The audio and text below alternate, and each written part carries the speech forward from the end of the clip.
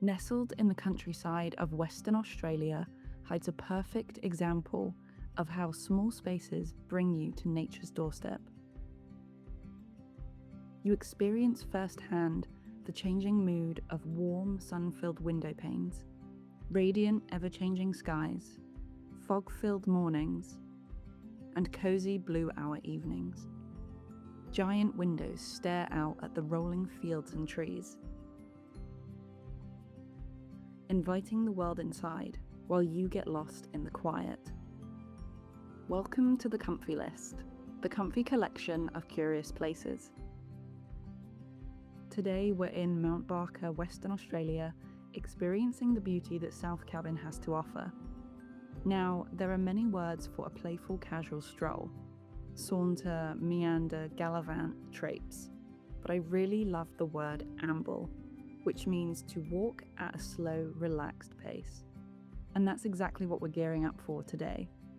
While it may seem like the following two words don't go together, we're ambling up this mountain, 1,000 metres above sea level, to the highest peak in the Stirling Ranges here in Western Australia.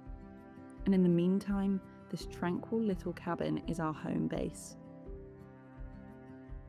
The pebble track leads us up to the tiny house, which only measures in at 7.8 metres long by 2.38 metres wide. All custom designed by Simon from Tiny Homes Perth.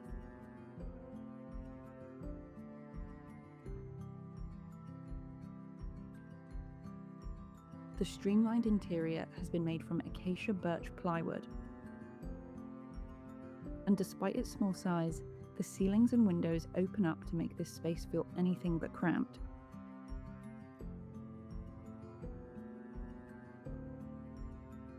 As you enter the small space, you're met with a fluffy queen bed hovering over the living area, with far-reaching views over the fields.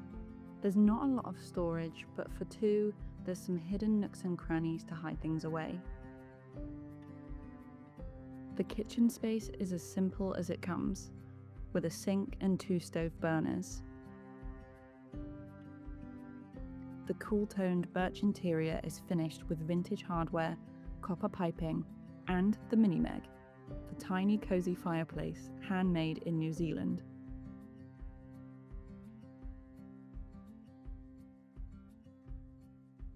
The cabin is fully off-grid, all powered by a 10 kilowatt battery solar setup, which powers everything, including heating, air conditioning, and outlets, except the hot water and tiny stove, which all run on gas. All the water used in the tiny house comes from rain harvesting. It's treated with layers of filters and UV before use. Cozy evenings are never complete without a little fire, and even though this thing is small, it managed to keep the cabin warm all night.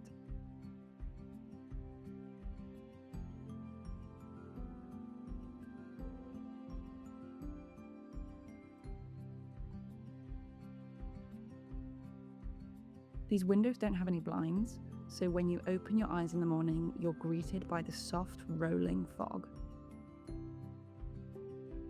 We need an early start to begin our pursuit up the Stirling Ranges, but with views like this, you can't help but slowly enjoy the morning.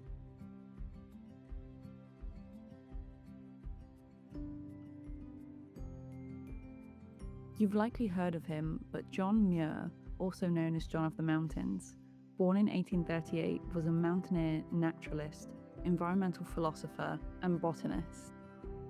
He was boldly known for his profound protection of wild places. His advocacy influenced the creation of national parks in the US, including Yosemite Valley in California.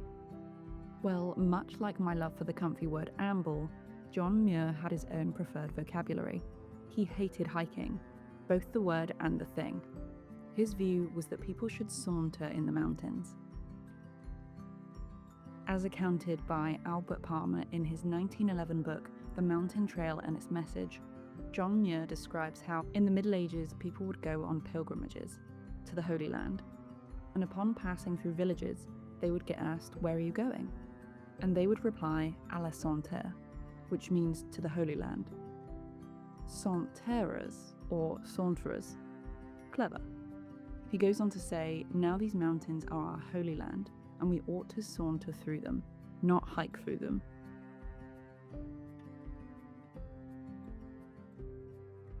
In his book, Albert Palmer goes on to illustrate why we might be better off taking our sweet time. There are people who hike through life, he says. They measure life in terms of money or amusement. They rush along the trail of life feverishly, seeking to make a dollar or gratify an appetite. How much better to saunter along the trail of life, to measure it in terms of beauty and love and friendship. How much finer to take time to know and understand the men and women along the way. The windows in this tiny cabin really capture its essence. In the day, they are a window to the countryside, and by night, they glow from the warmth inside. A quiet, curious space to unwind, which is why I am adding South Cabin to the comfy list.